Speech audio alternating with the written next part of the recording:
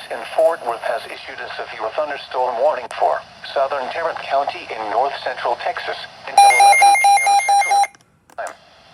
At 10:02 p.m. Central Daylight Time, a severe thunderstorm was located near Joshua, moving northeast at 50 miles per hour.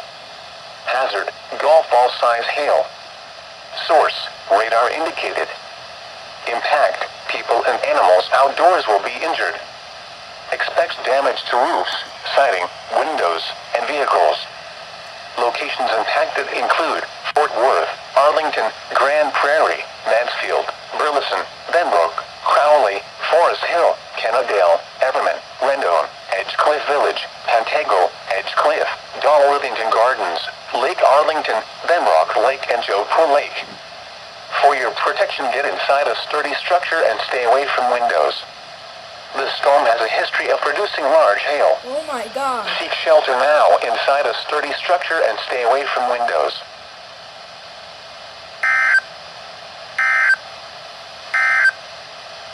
A severe